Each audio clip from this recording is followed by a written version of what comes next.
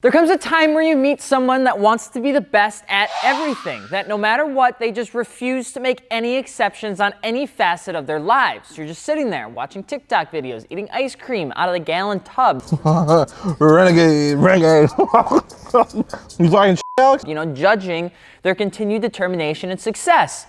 Like they have some sort of secret recipe when they don't. Either way, the same thing happens in the car world. There's cars out there that have attempted to do it all, and there's one that has. Be luxurious yet reliable, fast yet comfortable, coupey yet sportsy. And guess what? A lot of cars have tried to do it, sort of, but this one actually kind of got it done. This was one of the cars that you could buy for your Saturday night drive to Space Miami. A car that could have just been better than the Toyota Supra. I'm Alex, Alex.fi on Instagram, and today, ladies and gentlemen, we're gonna be talking about the big, the beefy, the big boy of the coupe car scene. The car that shares so much blood from the Toyota Supra, you might as well slap it on the ass and call it Sally, because we're gonna be talking about the iconic and legendary Lexus SC300 and SC400.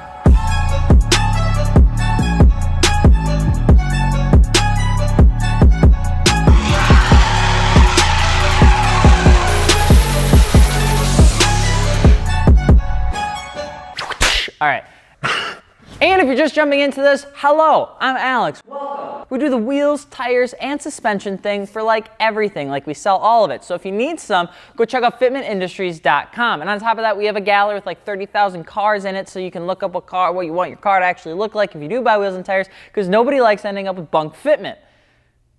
I got nothing else. Don't forget to subscribe as well so we can keep making banging videos like this. And if you're looking to get entered into win a free set of ESR multi-piece forged wheels, you can do so below. There'll be a description link. You can get automatically entered into win by picking up like a windbreaker, sweatshirt, or a t-shirt. We got a lot of going on right now. It's pretty banging, okay? The Lexus SC300 was introduced as a Grand Tourer and was introduced in the world all the way back in 1992, okay? With the SC400 being introduced a year prior in 1991.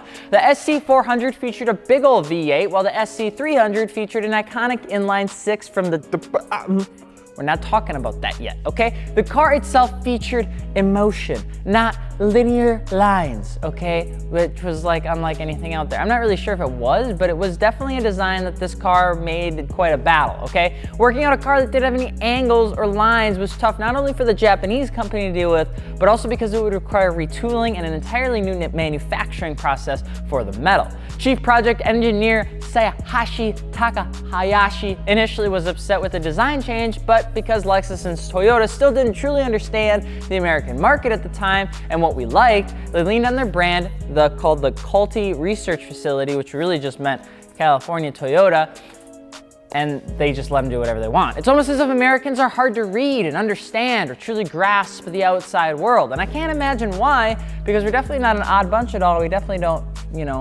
we cater to everybody else, like inches and meters and stuff like that. Takahashi would eventually fall in love with the final clay model so much that he and his team would do but just about anything within its power to keep the conceptual design into production versus revert their own styling decisions. And if you take a look at the SC Coupe, you can see just that. The inboard high beams would be separated from the rest of the light assembly, for instance, something that companies just didn't do back then. The lower valance intake was minimal at best versus installing a typical grille, which most cars opted for at the time. As they figured out how to make the steel essentially dance, the SC truly began to grow into a car that Lexus could get behind.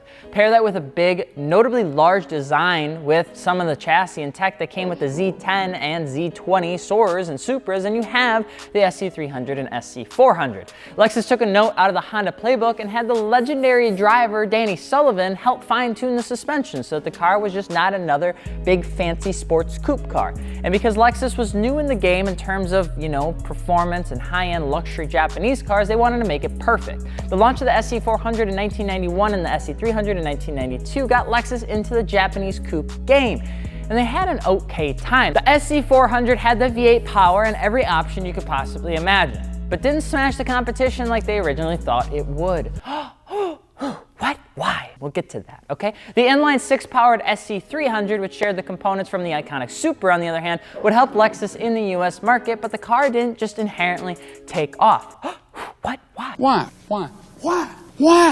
Wow! We'll get to that. People liked it, people loved it, and it was well priced at launch, but things began to essentially change. Lexus had everything right with the car. Even the SC400 featured an engine that cost nearly $400 million in research and development. It was an import car of the year. It made 10 best lists from 1992 to 1996. I can only imagine what the Japanese companies were wondering when it just wasn't taking off in America like they thought it was gonna. Like what happened when you did have that one crush that you kissed that one time, you remember, and you just couldn't let it go for 8 months and they just led you on? Yeah, that sort of feeling. Over time, prices on these bad boys began to climb, and with minimal design changes, externally, people just didn't really see the value, you know? Visuals, everything. The SC400 had about 250 horse in the first few years, and the SC300 came with a little under 225. It's 2JZGE motor, and if you want to brag about your newly acquired SC300, you can tell them that the horsepower had 5 more than the Toyota Supra, okay? The SC400 had no manual option. The SC300 did from 1992 to 1997, so if you want to snag a manual, those are the years to go for.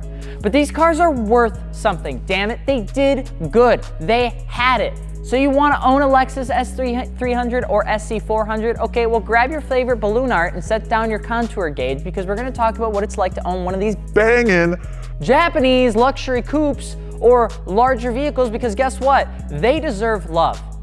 Can you swap a 2JZ GTE into an SC300 relatively easy? Yes, okay. Does it allow you to take all the goodies of a Supra without the insane price tag? Also yes.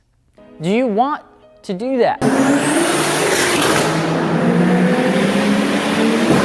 I do. The Lexus SC300 and SC400 share a tremendous amount of history with the IS300, the SOAR, and the Supra. Parts have become interchangeable and accessible without too much fuss in the current automotive scene. So let's start with the SC300, and if I say SC one more damn time, I'm just gonna say 300. Okay, the 300 is a fantastic pickup as long as you snag one that wasn't bullied, which is going to be hard because a lot of these were bullied. Although they're big, heavy, and not as immediately spirited as some of the smaller coupe counterparts, the vehicle is built like a train. It's one of the most comfortable cars you'd ride in for the type of car that it is. And the engine, manual trans, price tag, and styling. It's just a fun car that you can do pretty much anything with. Most 300s run a coilover setup, mostly Tang coilovers or BC coilovers and our good old gallery on the website. For wheels, it's usually almost iconically and exclusively work wheels, okay? They're king of the SC300 platform right now, with some love going to ESR as well and some Cosmos Racing wheels coming in third. But tires will usually end up being a stretch setup, so you're usually gonna see Federals ran on there, sometimes even Toyos. But it's usually not much of air, it's usually BC coils, you get yourself some works, and you're banging, okay? The platform for engine modifications is incredibly strong, and the community loves making these cars look brand new. The period correctness of a Lexus SC300 cannot be understated, okay? The never-ending hood and a short trunk give it an aggressive stance, and the motor inside it can be thrown around and built to handle just about everything, because it's a Lexus/Toyota motor, all right? With the right person behind the wheel, you still gotta be an okay driver. I mean, can't do everything for you. The SC400 is quite literally a tank, okay? The car just doesn't die. It refuses to allow anyone to ruin its fun time, because countless SC400s feature more miles than any other car out there because of how well the 1UZ motor was made. Even with the timing chain needing to be replaced, it's a relatively strong motor. The dual overhead cam, short stroke, the big bore, and the high compression make it a car that had a good chunk of horsepower without risking pretty much anything. Because if you know what it's like owning a V8, European or Japanese car, it's historically not fun, okay? So why don't more people own them? It's a good question, you. They're a unique car that isn't everyone's cup of tea. The SC400s aren't as common, and part repairs can be substantial when they do inevitably come around. The SC300s feature a styling that never really aged, and it's just always been bubbly without age, you know? Because of how well the designers did back then, the car can be tough for people to love because of how it's designed. 2020 is all about sharp angles and being angry, okay? The S300, on the other hand, is soft and sleek. The weight doesn't make it the best race car either, and the lack of manuals make it hard to find a car in the right spec. The SC300 and SC400 are a diamond of a car in the right hands. They can be built like just a period correct JDM car, how it should be, to the 9th degree. Or you can throw it around the track. They can be daily, drifted, dragged, cruised, or built just in a garage. They're a unique car for a unique owner. And if you can find a way to snag one of these that hasn't been drugged through, you know, a few rough decades, you'll have one hell of a car. So what do you think about the SC300 and SC400? Drop your thoughts below and let us know what you're thinking we should cover next. If you're looking for aftermarket wheels, tires, or suspension, be sure to check out fitmentindustries.com. I'm Alex from Fitment Industries, and we will see you later. Peace.